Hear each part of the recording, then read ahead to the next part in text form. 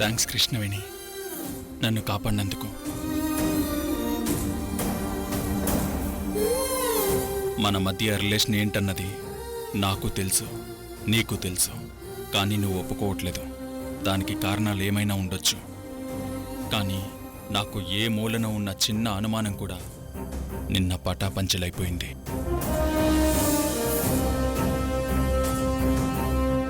నువ్వు నేను వేరు కాదని, అంతులేని అనురాగం ఆత్మీయత పెనవేసుకున్న ఆలు మగలమని ఇప్పుడు నేను బల్లగుద్ది చెప్పగలను. ఎలా అంటే, నిన్న ఇంట్లో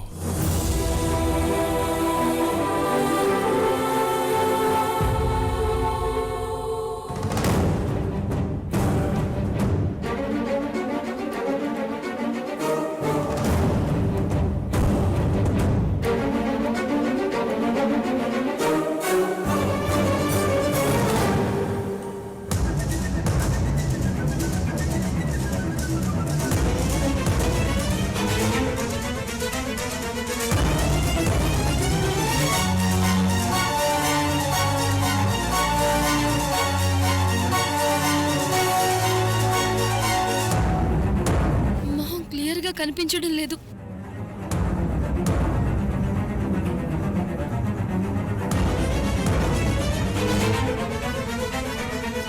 ఏమైంది?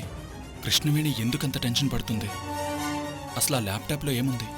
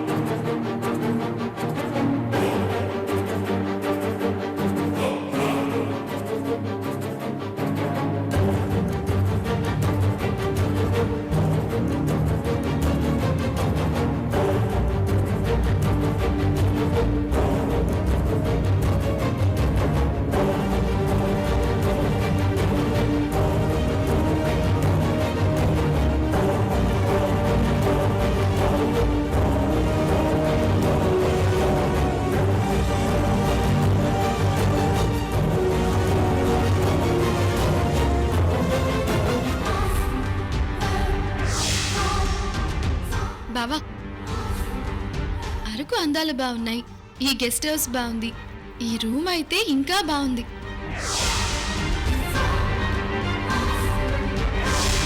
ప్రేమికుల రోజున ఐ లవ్ యూ చెప్పుకునే వాళ్ళు ఉంటారు, ప్రేమికుల రోజున ఫస్ట్ నైట్ చేసుకునే వాళ్ళు ఉంటారు.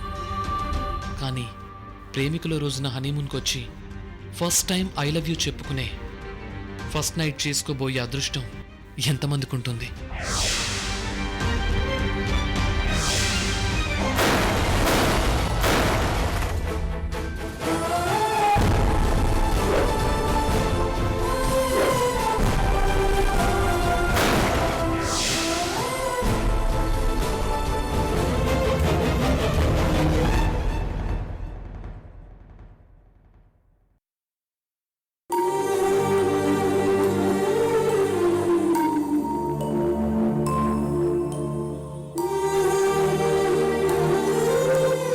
ల్యాప్టాప్లో ఫోటోలు మొత్తం చూసేశాను. ఇక నా నుంచి నువ్వు తప్పించుకోలేవు కృష్ణవేణి.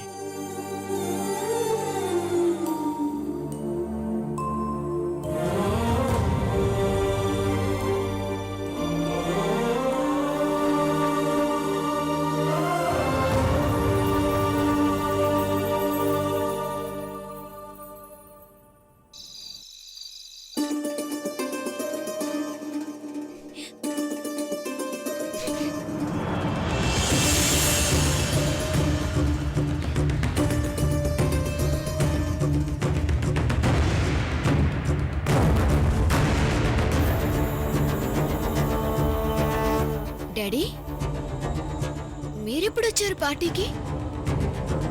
మేం పార్టీకి రావడం కాదమ్మా, నువ్వే ఇంటికొచ్చావు. ఒకసారి అంతా చూడు. అవును, నిజమే. ఇది నా రూమే. నేనింటికెలా వచ్చాను, ఎప్పుడొచ్చాను? మందు బాగా ఎక్కువైపోయి పడిపోయావంట. అస్సలు స్పృహలో లేని స్థితిలో ఉంటే ఇందాకే ముకుందొచ్చి డ్రాప్ చేసెళ్ళాడు. లేచి స్నానం చేసి డ్రెస్ చేంజ్ చేసుకో. అబ్బా చేసుకుంటానులే కాని కార్తీక్ కృష్ణవేణి కూడా వచ్చారా? మీరు వచ్చారు అంటే మీతో పాటు పార్టీకి వెళ్ళిన వాళ్ళు ఇంటికి రాకుండా ఉంటారా? వచ్చే ఉంటారు. అయ్యో లేదు, వాళ్ళసలు పార్టీకే రాలేదు. ఏంటమ్మా నువ్వు అనేది? వాళ్ళు ఇక్కడి నుంచే కదా బయలుదేరింది. ఇక్కడి నుంచి బయలుదేరారు డాడీ, కానీ అక్కడికి రాలేదు.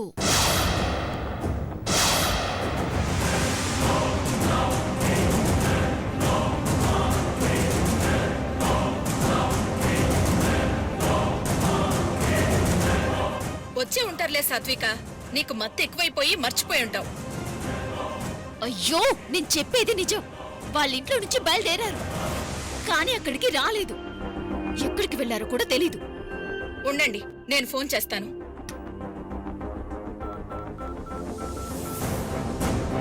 The subscriber you are calling is out of coverage area or is not. ఏమైంది? నాట్ రీచబుల్ అని వస్తోందండి.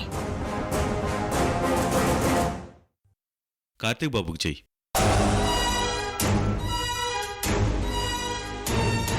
The number you have called is switched off. Please switch off వస్తోందండి. ఇద్దరి ఫోన్లు పనిచేయడం లేదు. కార్తీక్ బాబు కృష్ణవేణి కలిసి ఎక్కడికెళ్ళుంటారు?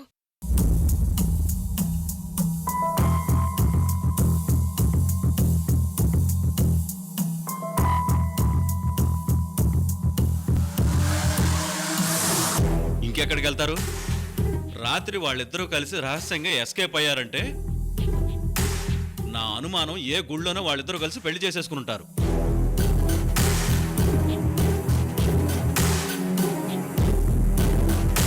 అయ్యో చిన్నగా మాట్లాడండి. బాబాయ్ వాళ్ళు విన్నారంటే ఏమనుకుంటారు? అది కాదే, నువ్వే ఆలోచించు. బ్యాచిలర్ పార్టీ అని వీళ్ళు ముందు వెళ్ళడం ఏంటి, తర్వాత వాళ్ళిద్దరూ స్పెషల్గా వస్తాననడం ఏంటి, ఇంత రాత్రైనా వాళ్ళిద్దరి ఆచూకీ లేకపోవడం ఏంటి?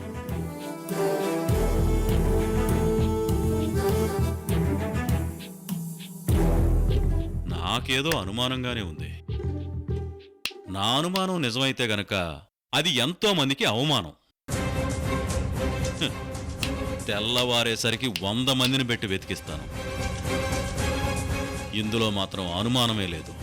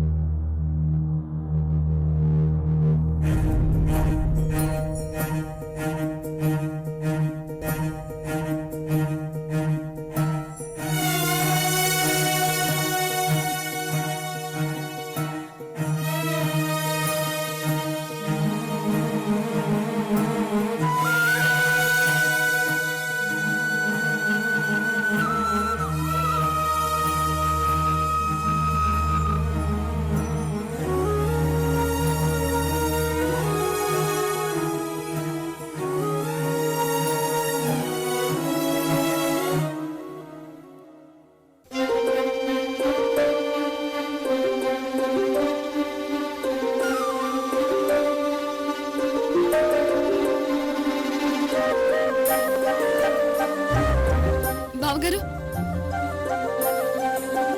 బావగారు ఎందుకు లేచారు? నన్ను పిలిస్తే నేను వచ్చేదాన్ని కదా. పర్లేదు కృష్ణవేణి, పెయిన్ తగ్గిపోయింది. I'm okay now.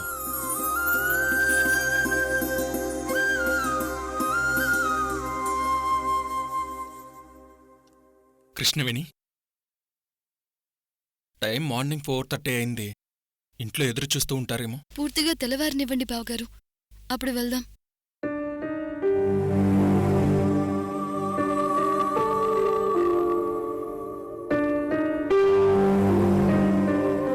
మనిద్దరం ఇలా ఏకాంతంగా మాట్లాడుకునే అవకాశం కోసం నేను ఎప్పటినుంచో ఎదురు చూస్తున్నాను. అది మనకిలా వస్తుందనుకోలేదు.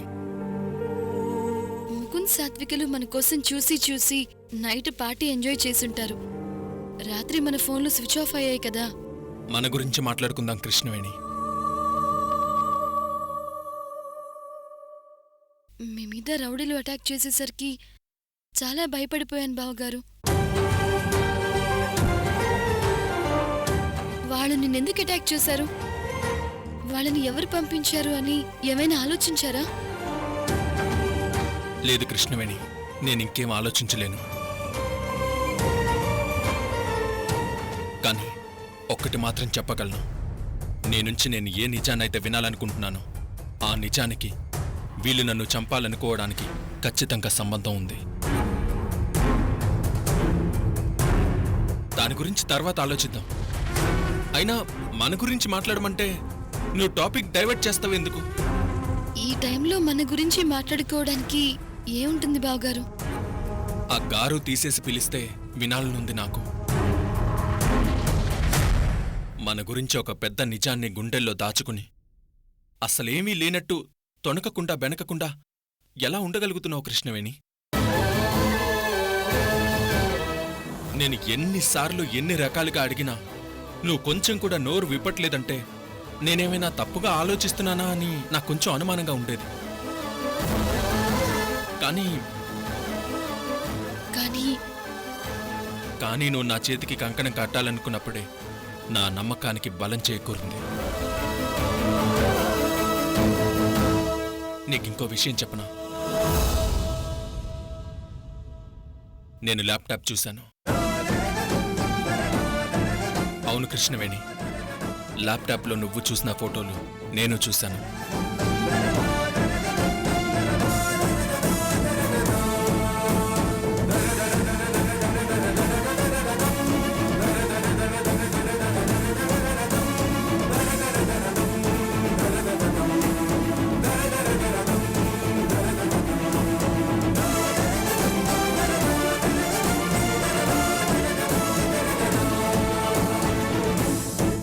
ఫోటోలు చూస్తుంటే నాకు చాలా విషయాలు గుర్తుకొచ్చాయి.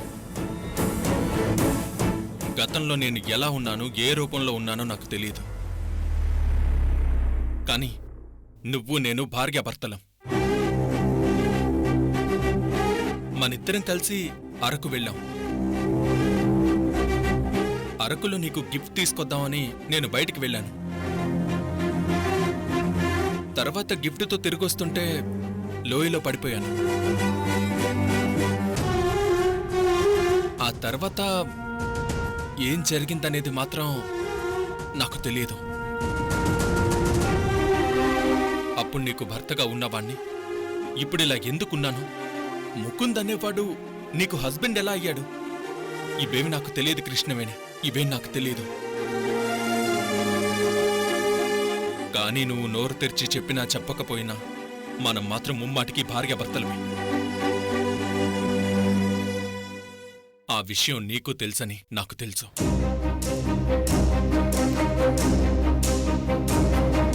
కృష్ణవేణి, నిజాన్ని, అదే నువ్వు నా భార్యవని నోరు తెరిచి చెప్పకపోయినా పర్వాలేదు. కానీ ఇలా చెప్పకుండా నిన్ను కట్టిపడేస్తున్న శక్తి ఏమైనా ఉంటే చెప్పు. నువ్వు దేని గురించైనా ఎవరి వల్లైనా భయపడితే అదైనా చెప్పు.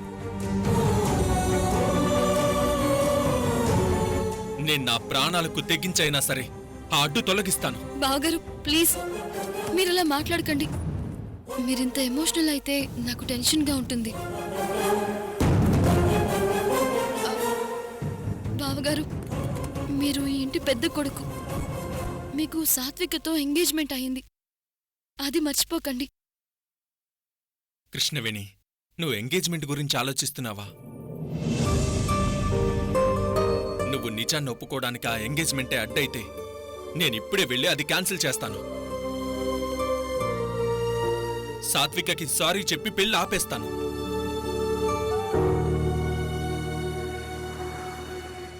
వద్దు బావగారు, ప్లీజ్ అలాంటి పని చేయకండి. అయితే పోనీ మన మధ్య ఏ సంబంధం లేదు, నువ్వు మా ఆయనకు అన్నయ్యవు మాత్రమే అంటే అదైనా చెప్పు. నేనిప్పుడే వెళ్తాను. రేపు సాత్వికని పెళ్లి చేసుకుని బాధో వేదనో నేనే అనుభవిస్తాను.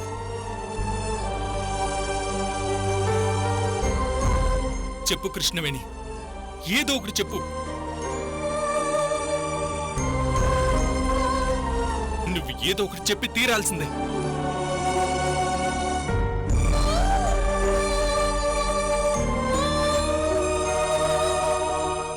చెప్పలేను బావగారు, మనం భార్యాభర్తలు అన్న విషయాన్ని ఇప్పుడు చెప్పి ఈ సిచ్యువేషన్ మొత్తాన్ని చిన్న భిన్నం చేయలేను.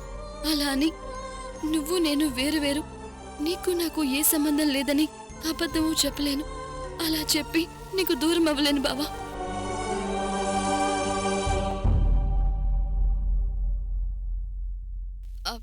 బావగారు ప్లీజ్ నన్ను ఇప్పుడు మీరేమీ అడగొద్దు. నేను అన్ని విషయాలు మీకు తర్వాత చెప్తాను. నాకు కొంచెం టైం ఇవ్వండి. వద్దు కృష్ణవేణి, నువ్వింకేం చెప్పొద్దు. ఎందుకంటే నీ మాట కంటే బలంగా నీ కళ్ళే చెప్తున్నాయి. ఆ కళ్ళు కార్చే కన్నీళ్లే చెప్తున్నాయి నిజమేంటో. ఇంకా ఎందుకు కృష్ణవేణి నిన్ను నువ్వు మోసం చేసుకుంటావు? నేనెవరిని మోసం చేయట్లేదు బావగారు. నమ్మితే నమ్మండి, లేదంటే లేదు.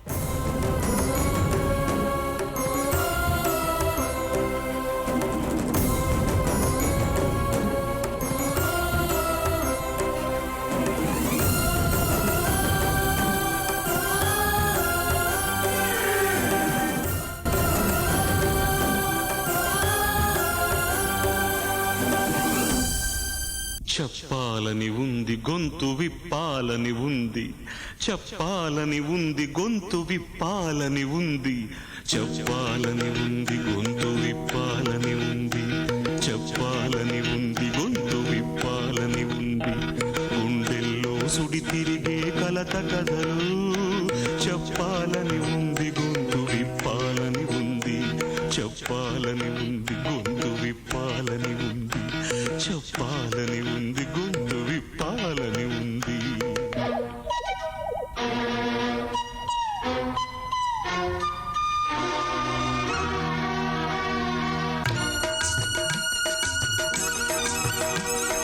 చెప్పాలని ఉంది గొంతు విప్పాలని ఉంది, చెప్పాలని ఉంది గొంతు విప్పాలని ఉంది, చెప్పాలని ఉంది గొంతు విప్పాలని ఉంది.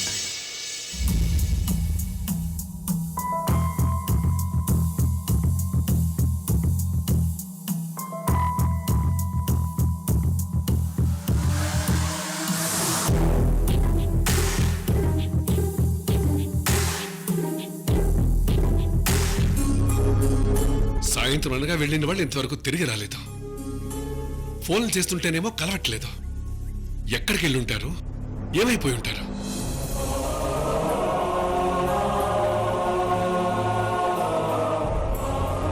అసలు మీరు సెపరేట్ గా ఎందుకు వెళ్లారు? నలుగురు కలిసి వెళితే బాగుండేది కదా. అవునమ్మా, కరెక్టే. కానీ ఇలా జరుగుతుందని మాకు తెలియదు కదమ్మా.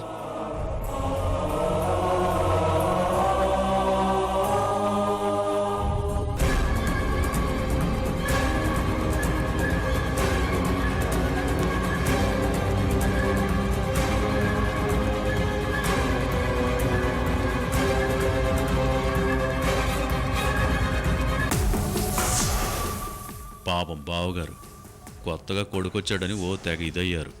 ఏమైంది? ఆ వచ్చిన కొడుకు ఆల్రెడీ ఉన్న కొడుకు పెళ్ళాన్ని పట్టుకుని వెళ్ళిపోయాడు. మీరు నోరు మోస్తారా? మేము అప్పటికి తిరిగి వచ్చేటప్పుడు అంతా వెతుక్కుంటూనే వచ్చామమ్మా. కానీ ఎక్కడ వాళ్ళు గాని కారు గాని కనిపించలేదు.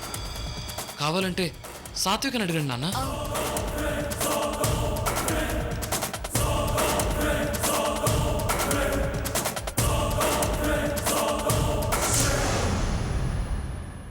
అయ్యో, నాకేం గుర్తులేదే. అవును మావయ్య, చుట్టుపక్కల అక్కడిక్కడ వెతుక్కుంటూ వచ్చేసరికి చాలా లేట్ అయిపోయింది.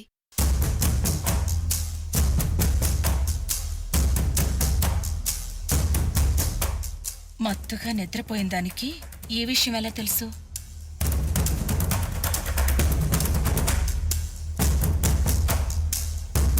అన్నయ్య గారు, కనీసం కాఫీ అయినా తాగలేదు మీరు. తెస్తానుండండి.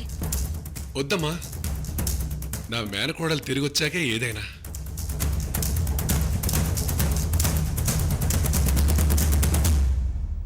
వాళ్ళు ఎక్కడ ఏ ప్రమాదకరమైన పరిస్థితుల్లో ఉన్నారోనని నాకు చాలా భయంగా ఉందండి.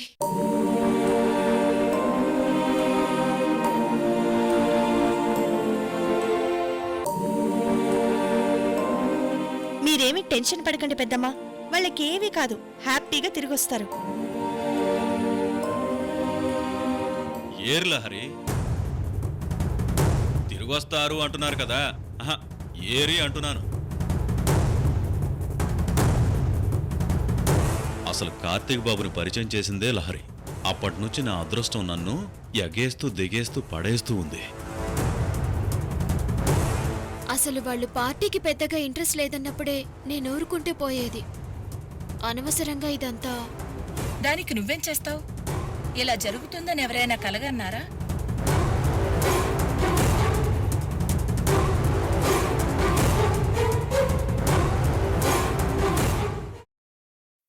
కృష్ణవేణి రాత్రి ఇంటికి రాలేదు, చెప్పమ్మా. అసలేం జరిగిందంటే